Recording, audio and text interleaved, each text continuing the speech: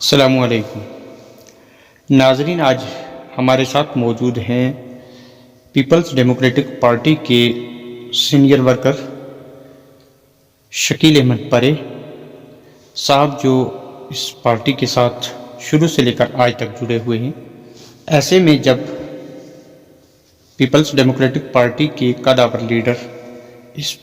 Party کو خیر آباد کہہ کر دوسری پارٹیاں یا تو بنا چکے ہیں یا پھر دوسری پارٹیوں میں شامل ہو چکے ہیں، کیا کچھ نئے چیلنجز ہیں اور کیا کچھ نئے اقدام اٹھانے جا رہے ہیں اس پارٹی کی مضبوطی کے لیے؟ آئیے ہم سنتے ہیں ان کی زبان۔ شکیل صاحب، پیپلز ڈیموکریٹک پارٹی کا وجود اس وقت عمل میں آیا جب جموں و کشمیر میں ہر طرف شورش تھی اور لوگ مشکلات سے دوچار تھے۔ اس سنگین دور میں مفتی محمد سعید نے پی ڈی پی جماعت کا وجود عمل میں لایا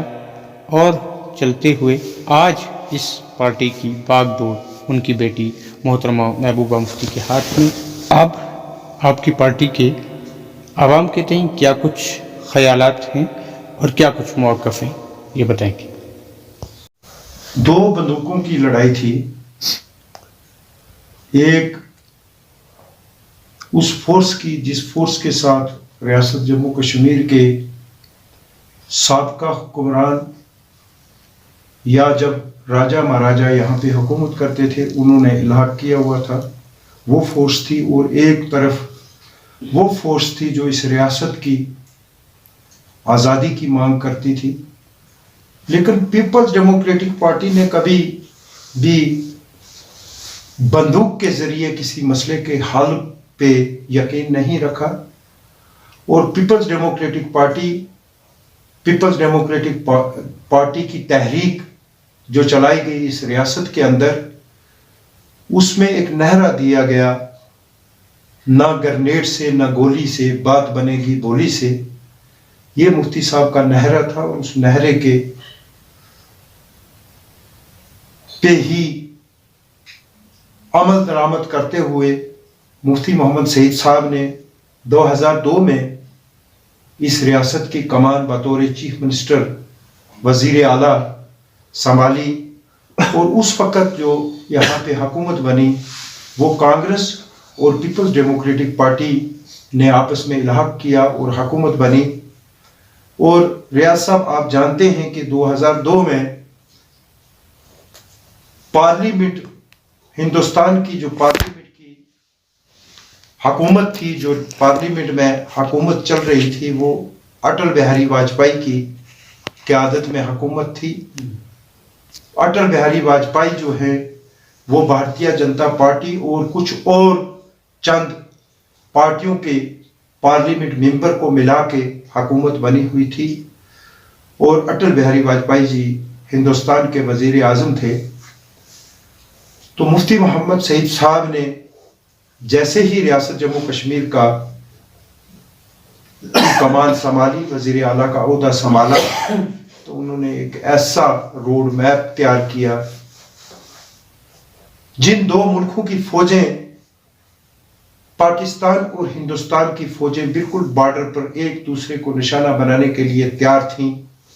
مفتی محمد سعید صاحب نے سیز فائر کروایا اور دونوں ملکوں کی فوجوں کو اپنی اپنی بارکوں میں واپس بھجوایا۔ وہ ایک مفتی محمد سعید صاحب کی بہت بڑی قربانی رہی اس ریاست کے لیے۔ جتنے بھی لوگ یہاں ریاست جموں کشمیر کے نوجوان گمراہ تھے، بندوقیں اٹھائی تھیں، انہوں نے بھی بندوق چھوڑی اور امن کا راستہ جو ہے وہ اختیار کیا۔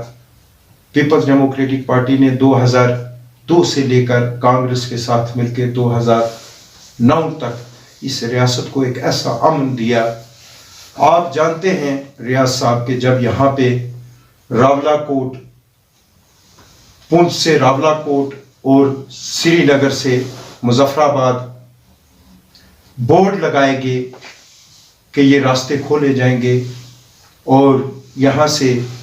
دونوں ریاستوں کے ایک ریاست وہ جس کا الحاق ریاست جموں کشمیر کا ہندوستان کے ساتھ ہے، اور ایک اس ریاست کا وہ ٹکڑا جو اس وقت پاکستان کے زیر قبضہ ہے، دونوں ریاستوں کے بچھڑے ہوئے لوگوں کو جوڑنے کے لیے جب یہ بورڈ لگائے گئے تو یہاں ریاست جموں کشمیر کی مختلف جماعتوں کے لیڈروں نے بلکہ یہاں کے لوگوں نے اس قدم کا مذاق اڑایا اور یہ کہا گیا کہ مفتی صاحب عوام کے ساتھ مذاق کر رہے ہیں، لیکن ریاض صاحب آپ نے خود دیکھا کہ مفتی صاحب نے اس عمل کو پائے تکمیل تک پہنچایا اور راولہ کوٹ پونچھ ٹریڈ شروع ہوا اور کتنے لوگوں نے اس ٹریڈ سے فائدہ اٹھایا۔ اور آج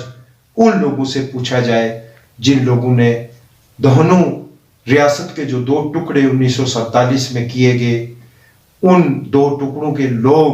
جو ہیں وہ آپس میں ملے، بچھڑے ہوئے ملے، وہ لوگ مفتی صاحب کو آج بھی دعائیں دیتے ہیں۔ اس کے بعد 2009 میں انفارچونیٹلی ریاست جموں کشمیر کے اندر پھر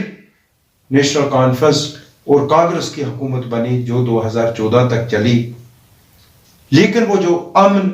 مفتی صاحب نے اس ریاست کے اندر لایا وہ امن برقرار رہا۔ 2014 میں ریاست جموں کشمیر کے اندر ایک بہت بڑا طوفان، ایک بہت بڑا سیلاب آیا جس سے پورا کشمیر جو ہے وہ ڈوب گیا، اور جموں پروونس کے اندر بھی کئی علاقے جو ہیں زیر آب ہوئے، کئی لوگوں کے جو ہے گھر اجڑ گئے، سڑکیں اجڑ گئیں، برج اجڑ گئے۔ لیکن 2014 کے بعد جب الیکشن ہوا تو 2015 میں مفتی محمد سعید مرحوم پھر دوبارہ اس ریاست کے چیف منسٹر بنے، اور وہ ایک بہت فیصلے کی کڑی تھی ریاض صاحب اس ریاست کے لیے کہ ایک طرف کشمیر ڈویژن کی عوام، کشمیر پروونس کی عوام نے مفتی محمد سعید صاحب کو منڈیٹ دیا، پیپلز ڈیموکریٹک پارٹی کو منڈیٹ دیا، 28 سیٹیں جو ہیں وہ پیپلز ڈیموکریٹک پارٹی نے جیتی، جس میں سے 25 سیٹیں جو ہیں وہ کشمیر ویلی سے تھیں، کشمیر پروونس سے تھیں، اور 3 سیٹیں جو ہیں وہ جموں پروونس سے تھیں۔ اور دوسری طرف اسی ریاست کی عوام نے بھارتیہ جنتا پارٹی کو ایک بہت بڑا منڈیٹ جموں پروونس سے دیا، جو کہ 25 سیٹیں بی جے پی جیت کر جموں پروونس سے دوسرے نمبر کی پارٹی بن گئی تھی۔ اور اس وقت مفتی صاحب کے لیے ایک کڑا امتحان تھا، ایک کڑے فیصلے کی گھڑی تھی،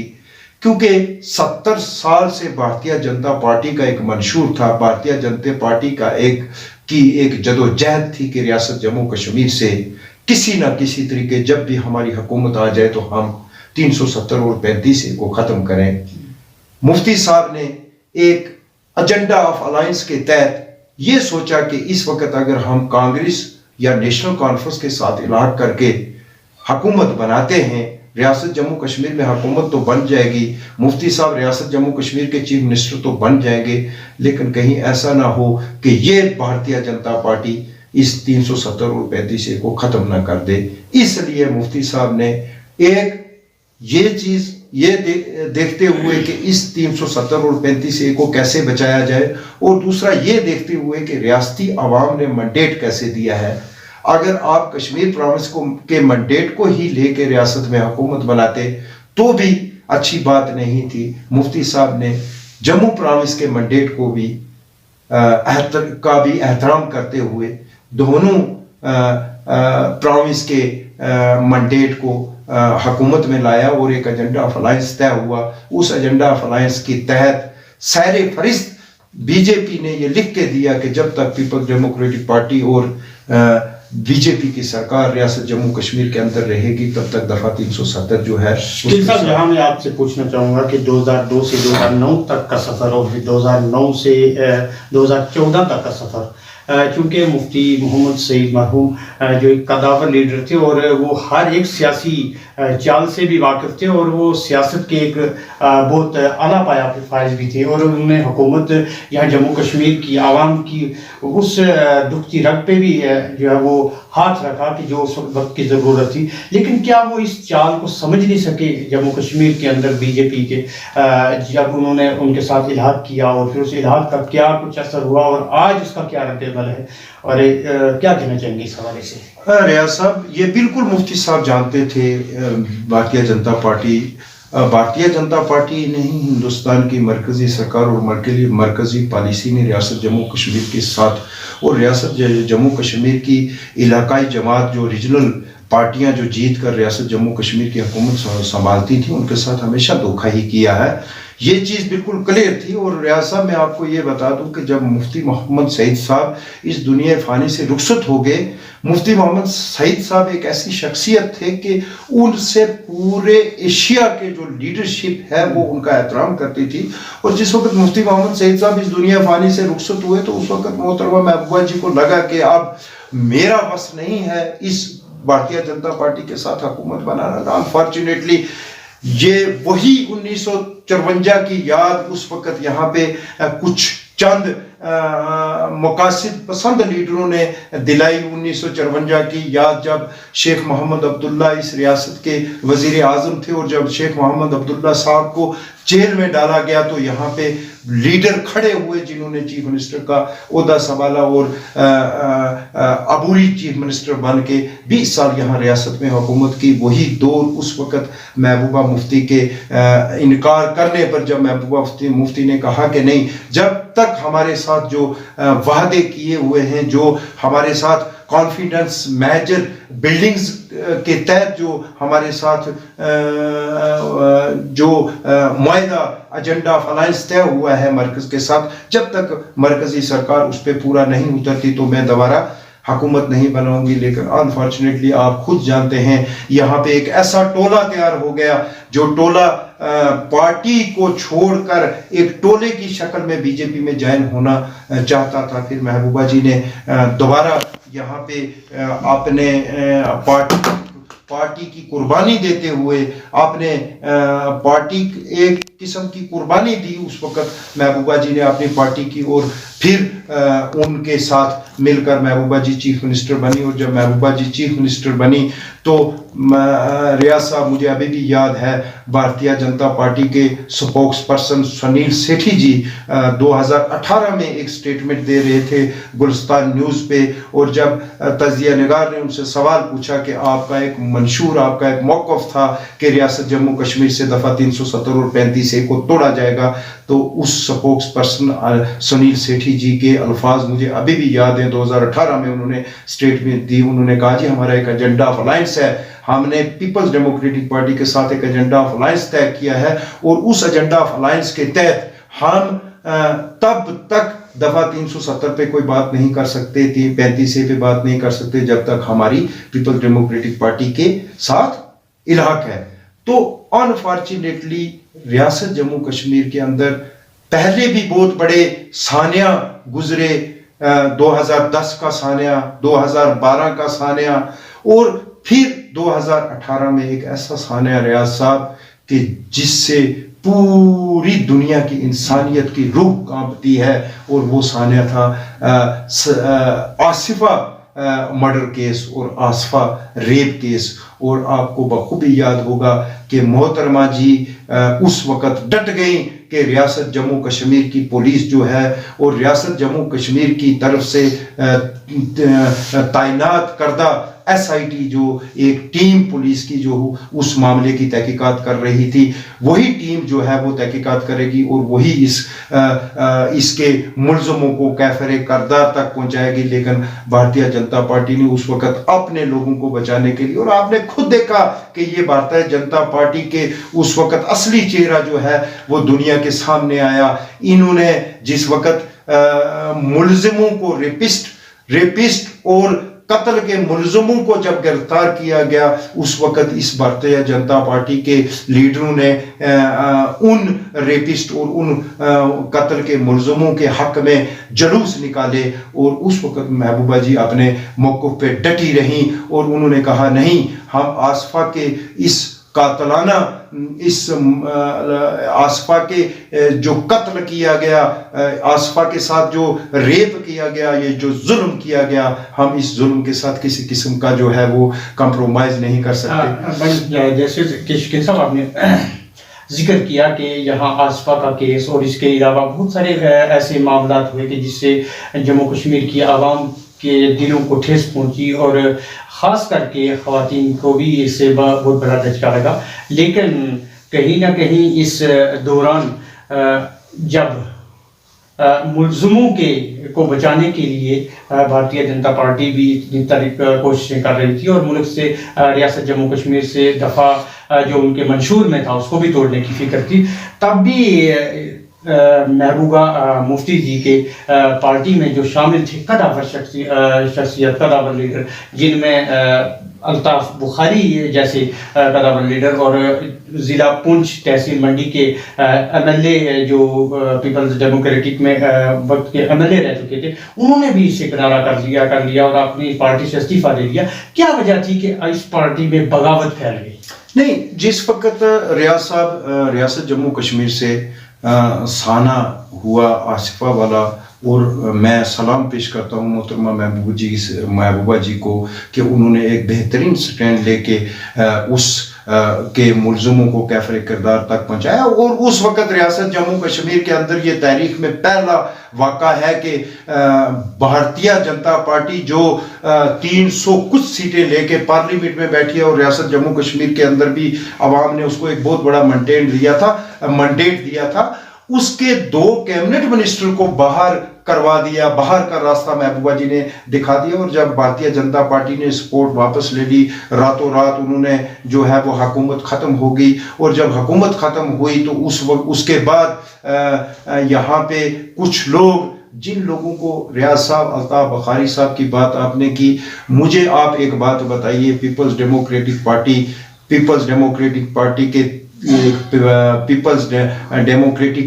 تحریک، اس تحریک کے بانی مرحوم مفتی محمد سعید صاحب نے کبھی کسی سے کچھ لیا نہیں، سب کو دیا. آپ بخوبی واقف ہیں، اسی ہماری ڈسٹرکٹ پونچھ کے ایک قداور لیڈر محترم یشپال شرما جی، جو کئی بار اس کانسٹیچوئنسی پونچھ کے اندر آزاد الیکشن لڑتے رہے، اور کئی بار مختلف جماعتوں سے انہوں نے الیکشن لڑا، اور 2002 کی بات ہے، یشپال شرما جی نے یہاں پہ الیکشن لڑا، 27,000 ووٹ کانگریس کے اندر الیکشن لڑ کے 27,000 ووٹ لیے، اور 27,300 ووٹ لے کر جان صاحب ایم ایل اے بنے تھے. تو اس کانگریس نے بھی یشپال شرما جی کی لیڈرشپ کو نہیں پہچانا اور ان کی قدر نہیں کی. مفتی محمد سعید صاحب نے یشپال شرما جی کو ایک بہت بڑا جو ہے اعزاز دیا اور ان کو ایم ایل سی بنایا. ہمارے یہاں پہ ایکس ایم ایل اے شاہ محمد تانترے صاحب ایک بہترین غریب پرور لیڈر رہے. انہوں نے پہلے وہ نیشنل کانفرنس میں تھے، پھر انہوں نے آزاد الیکشن لڑا، پھر 2009 میں پھر نیشنل کانفرنس میں چلے گئے، اور 2012 میں جب وہ پیپلز ڈیموکریٹک پارٹی میں آئے تو مفتی محمد سعید صاحب نے ان کی قدر کرتے ہوئے کافی قداور لیڈر، جیسا کہ آپ بخوبی واقف ہیں کہ 2009 کا جب الیکشن ہوا تھا، امتیاز بارڈے صاحب نے الیکشن لڑا تھا، 12,000 ووٹ پی ڈی پی نے یہاں لیا تھا، لیکن پھر بھی ان سب کو پیچھے کر کے مفتی محمد سعید صاحب نے شاہ محمد تانترے صاحب کو آگے لایا اور ان کو 2014 میں ٹکٹ دی، اور ٹکٹ دینے کے بعد جماعت نے ان کو اٹھایا اور ان کو ایم ایل اے بنایا، اور وہ 3 سال یہاں پہ ایم ایل اے بھی رہے پیپلز ڈیموکریٹک پارٹی کے. پیپلز ڈیموکریٹک پارٹی نے کبھی بھی کسی کے ساتھ ناانصافی نہیں کی، اور یہ ان لوگوں کی، یہ سارا معاملہ اس وقت ریاض صاحب پیش آیا جب مرحوم مفتی صاحب اس دنیا فانی سے چلے گئے. اس کے بعد 2 سال یہاں پہ حکومت چلی، اور جب بھارتیہ جنتا پارٹی نے سپورٹ واپس لے لی، قدرتی بات ہے جب ایک جماعت کی سپورٹ کر رہی تھی تو اس نے سپورٹ واپس لی، تو قدرتی بات ہے حکومت گر گئی، گورنر راج نافذ ہو گیا. اس کے بعد جب یہاں پہ پارلیمنٹ الیکشن ہوئے، اس کے بعد پنچایت الیکشن ہوئے، اور اچنچیت راتوں رات اسمبلیاں ڈیزالو کر دی گئیں. جب اسمبلیاں ڈیزالو کر دی گئیں تو محبوبہ جی نے ان تمام ریجنل جماعتوں کو، ریاض صاحب گھر گھر جا کے ان کے گھروں میں گئی اور ان کو کہا کہ مرکز ایک بہت بڑی چال کرنے والا ہے. جیسا کہ آپ نے کوسچن پوچھا، جیسا کہ آپ نے سوال پوچھا تھا، کیا اس مرکز کی سازشوں کا مفتی صاحب کو پتہ نہیں تھا؟ مفتی صاحب کو بھی پتہ تھا اور محبوبہ جی کو بھی پتہ تھا، لیکن انفارچونیٹلی جب ہمارے خود کے لوگ جو ہیں وہ चंद रुपयों के लिए, चंद दिन के इक़्तिदार के लिए अपने ही किरदार को बेच डालें, तो उस वक़्त कई फैसले ऐसे होते हैं रियाज साहब जो मजबूरन लेने पड़ते हैं। जब आपको बखूबी याद होगा, शकील साहब क्या लगता है आपको इस वक्त बीजेपी का दूसरा चेहरा जो है वो अपनी पार्टी को कहा जा सकता है? नहीं, इसमें कोई दो राया नहीं है। आप बखूबी जानते हैं कि जब 1954 में मरहूम शेख मोहम्मद अब्दुल्ला को जेल हुई, वो यहाँ के वज़ीर आज़म थे, तो यहाँ पे अगर किसी को बतौर चीफ मिनिस्टर, अबूरी चीफ मिनिस्टर यहाँ पे किसी को चेयर पे बैठाया गया, या फिर 1974 तक जितने भी लोग यहाँ पे इक़्तिदार में रहे, वो मरकज़ के ही उस पे मरकज़ के ही इशारे पे उन लोगों को बनाया गया और मरकज़ की ही तरफ से वो लोग यहाँ पे तैनात थे। आज भी रियासत जम्मू कश्मीर के अंदर अगर कोई जमात बीजेपी की बी टीम कहलाएगी, तो मैं ओपनली साफ सामने ये कहूँगा, ओपनली ये भी नहीं कहूँगा बी टीम। आपको याद होगा जिस वक्त महबूबा जी हुकूमत बनाने के लिए तैयार नहीं थी, यही अल्ताफ बुखारी साहब और इनके साथ 7 और लेजिस्लेटर पीपल्स डेमोक्रेटिक पार्टी के जो हैं वो पार्टी छोड़कर बीजेपी ज्वाइन करने के लिए तैयार हो गए थे। तो बी टीम भी नहीं कहूँगा, ये तो क्लियरली बात है कि ये बीजेपी की एक शाख है जो दूसरा बेस ओढ़ के रियासत जम्मू कश्मीर के अंदर इलेक्शन लड़ना चाहती है, और जब ये इलेक्शन में 2, 4, 10 सीटें जीत जाएंगे तो ये क्लियरली बीजेपी के साथ है। शकील साहब, जैसा कि इस वक्त अभी डिलिमिटेशन का काम भी बाकी है और इलेक्शन अभी नामुमकिन ही लग रहा है, क्योंकि अभी बहुत सारा काम बाकी है, तो क्या कहना चाहेंगे मोहतरमा महबूबा मुफ्ती पूरी रियासत जम्मू व कश्मीर की अपनी पार्टी को और अपने जो कि बहुत सारे लीडर जा चुके हैं, और नई सियासत में अब नई नौजवानों को लाना होगा और नए तरीके से इस सियासत को फिर उभारना होगा और आवाम के अंदर वो एतमाद फिर से पैदा करना होगा, तो क्या लगता है आपको किस तरीके से अब महबूबा मुफ्ती जी ये कदम उठा पाएंगे? रियाज भाई, आप बखूबी सारी चीज़ें जो हैं वो खुद देख रहे हैं। पिछले 2 माह 3 माह से यहाँ पे पॉलिटिकल जलसे भी हुए, पॉलिटिकल रैलियाँ भी हुई, और कहीं ना कहीं रियासती आवाम को ये उम्मीद थी कि अब रियासत जम्मू कश्मीर को रियासत का दर्जा वापस दे दिया जाएगा और यहाँ पे इलेक्शन हो जाएंगे, और 370 और 35A की भी हमें पूरी उम्मीद है। मोहतरमा जी ने कई रैलियों में ये कहा कि 370-35A नहीं, बल्कि इनको कुछ और भी यहाँ रियासत जम्मू कश्मीर में देना पड़ेगा, जिसका कई मुख्तलिफ जमातें जो हैं मजाक उड़ाती हैं। तो मुझे वही याद आता है कि जिस वक्त मुफ्ती मोहम्मद सईद साहब ने रावला कोट और मुजफ्फराबाद के बोर्ड लगाए थे तो लोग मजाक उड़ाते थे, उसी तरह आज मोहतरमा जी का भी लोग मजाक उड़ाते हैं कि 370-35A जो जमातें ये आज कहती हैं कि 370-35A सुप्रीम कोर्ट में हम उस पर कोई बात नहीं कर सकते। मैं इन लीडरों को कहना चाहता हूं, जैसा कि अल्ताफ बुखारी जी ने भी यहाँ एक रैली की और उसमें कहा जी ये सुप्रीम कोर्ट में है, हम इस पे कोई बात नहीं कर सकते। तो अल्ताफ बुखारी साहब, आपको ये भी इल्म होना चाहिए कि कैसानों का केस भी जो है वो सुप्रीम कोर्ट में था, लेकिन कैसानों ने मरकजी सरकार को घुटनों पे लाया और मरकजी सरकार ने तीनों काले कानून जो कैसानों के खिलाफ किए थे वो वापस लिए। इसी तरह हम पूरी उम्मीद है कि रियासत जम्मू कश्मीर में 370 और 35A भी वापस आएगा। लेकिन अब जो डीलिमिटेशन की आपने बात की, डीलिमिटेशन में भी कुछ खामियां हैं। ये कुछ मखसूस लोगों के कहने पे ही वो कमीशन जो है वो इस किस्म की जो तजवीज़ें जो है वो पेश करता है और उनके प्रपोजल बनते हैं। लेकिन आपको पता होगा कि जब लिमिटेशन कमीशन ने जो फाइनली 31 दिसंबर को जो उनका एक मरहला था जिसके अंदर तमाम रियासती जो रीजनल जमातें हैं उन्होंने अपने उज़रात जो हैं वो पेश किए हैं। अब वो सेकंड मरहला जो है वो उसका मंथ ऑफ मार्च में होगा और इसको कई मरहलों से गुजरना पड़ेगा। और रात को हमने न्यूज़ सुनी कि अब इस डिलिमिटेशन कमीशन की जो बुनियाद है वो 31 मार्च 2023 हो जाएगी। और इलेक्शन तो अभी बीजेपी यहाँ पे रियासत जम्मू कश्मीर में होने ही नहीं देगी, क्योंकि रियासत जम्मू कश्मीर के अंदर रियाज साहब इस वक्त मार्शल लॉ है। रियासत जम्मू कश्मीर के अंदर इस वक्त जमहूरियत का कहीं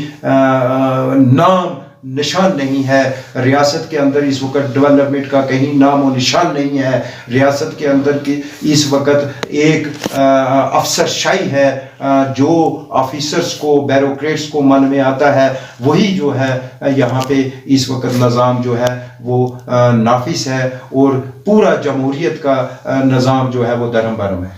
शकील साहब, ऐसे में आप ज़िला पुंछ की अगर बात करें तो चूँकि यहाँ से अब नौजवानों को ही ये जो है वो काम संभालना होगा, नौजवानों को ही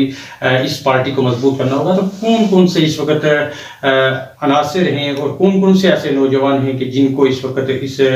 ज़िला पुंछ के लोगों की उम्मीदों पर खरा उतर कर और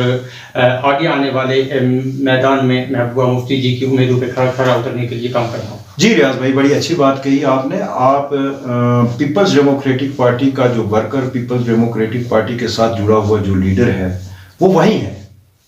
आप महेंद्र में चले जाइए, इस वक्त मारूफ खान साहब हैं,